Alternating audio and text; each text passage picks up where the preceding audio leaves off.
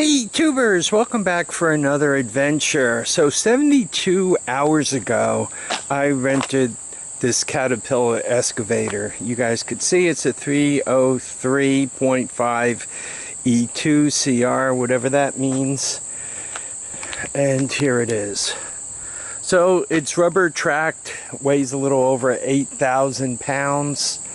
And I paid the extra money to rent the thumb, as they call it. Let me show you how much I got done in those 72 hours. And then you guys can make a decision on whether it was worthwhile or not. The primary reason why I rented the machine is I wanted to move this reefer box. This is an insulated box. It used to have an air conditioner on the front of it. It was used by one of the local firms to deliver cakes, wedding cakes in specific, but all kinds of other cakes to restaurants all around the area. The compressor went bad.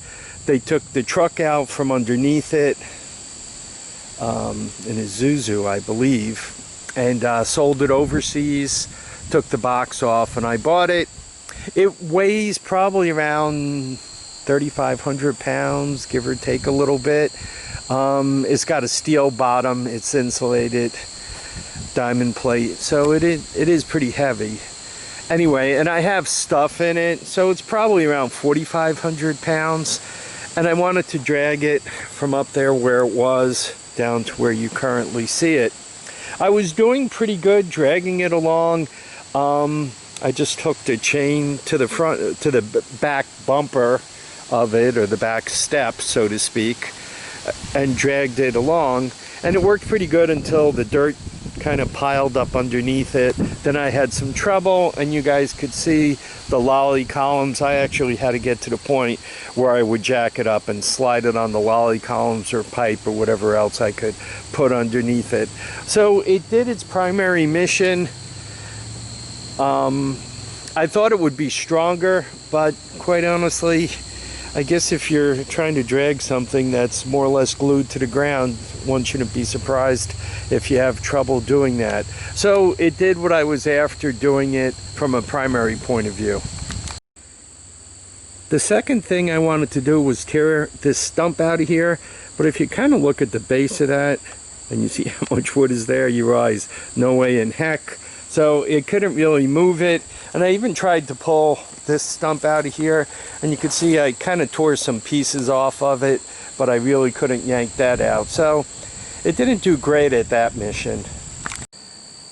So once I got the box out of here, obviously I wanted to level this, and one could see the dirt was right up against the wall here. So the nice thing about it is it was accurate enough where I could kind of pick it away. Obviously I have more leveling to do here, but it's coming along. So it did that cleanup very well. This was bolted up against the shed, so I took the bolts off and I had to give it a tap over there to knock it down. I have some video of this, and I'll kind of put up some of that stuff later, but once again, it really did all of this properly. So this rock wall delineates my northern property border, and I've been wanting to put an east-west trail along this property border.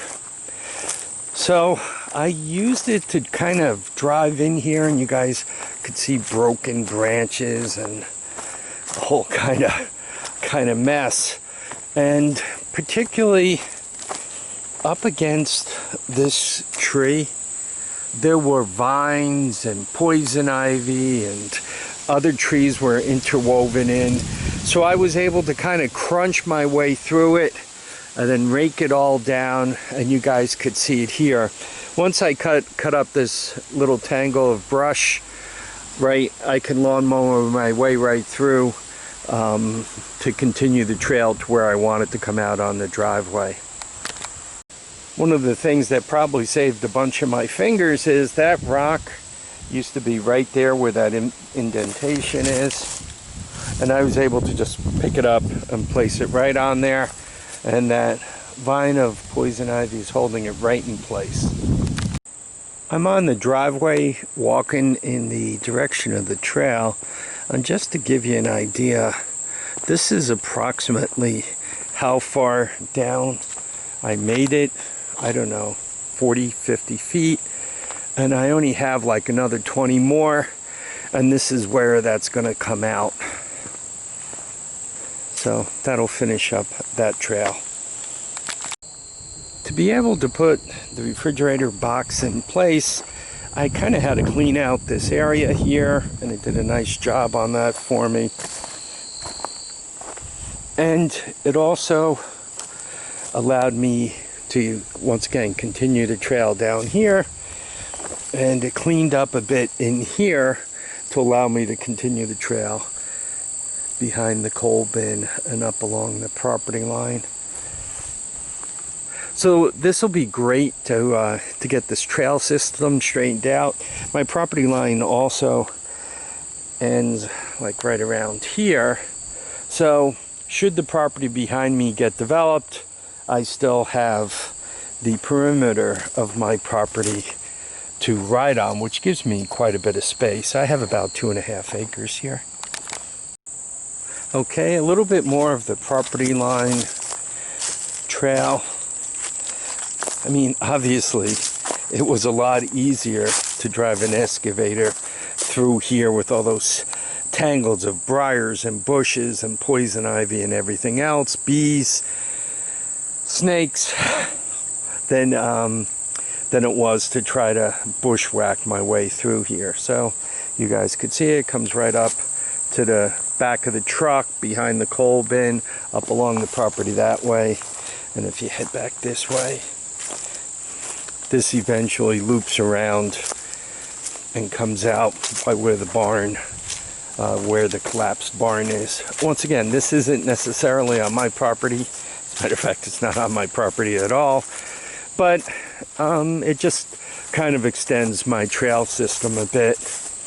And to continue speaking of the trail system, I'd also like to extend it down. There's a rock wall that heads out that way, and eventually it'll break into my trail system in the back. So I managed to get that done too. And lastly, I don't know if you guys remember, there was a pile of, I'm just going to call it debris right here. There were a few logs, a few blocks, a couple of pieces of lolly column, but there were big chunks of cement, big rocks that I found elsewhere and kind of put there. And it's been sitting in this pile and sitting in the way forever. So what I did is I parked the machine here, and there's a video of this, I'll probably include it. I parked the machine here, and I just kind of reached out and grabbed it, brought it over and dumped it. And while I was doing that, it allowed me to separate out a bunch of the rocks, right? You can see the rocks along the edge there. And the good thing about that is I then dug a hole and put the bigger rocks and so forth in the hole to get rid of them. And then, you know, obviously I didn't bury construction debris. You're not allowed to do that. But I did get rid of a lot of the rocks. There were some big hunks of concrete, you know, junk like that. That were just in the way. They were odd shaped. And it seems like whenever you went near them to go to move them, you would smash your finger. So I was really glad to get rid of that.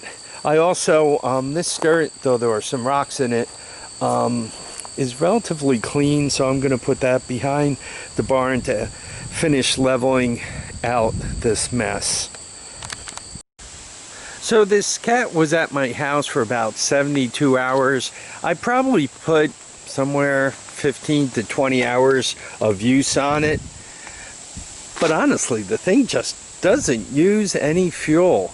I went to fuel it up, and it took about 3 gallons, maybe slightly less. So that was easy enough to do. And let me show you what it cost. So for the 3 days, it cost me about $900, right? 888.97. Call it $900 just for a laugh. They said the rent was $600. I'm not sure what the sales was. I think that was the delivery fee. Other was zero. DMG waiver, I guess that's if I break it. They charged me 3 days worth of $30 a day. Environmental fees, $30. Sales tax. And you put it all together and there you are, $900. Yeah, I mean, here's some of the other details if you care to read about any of them. And those are the people, that's where you get it from. So, I think it was worthwhile, right? For $900, just getting rid of this pile of debris.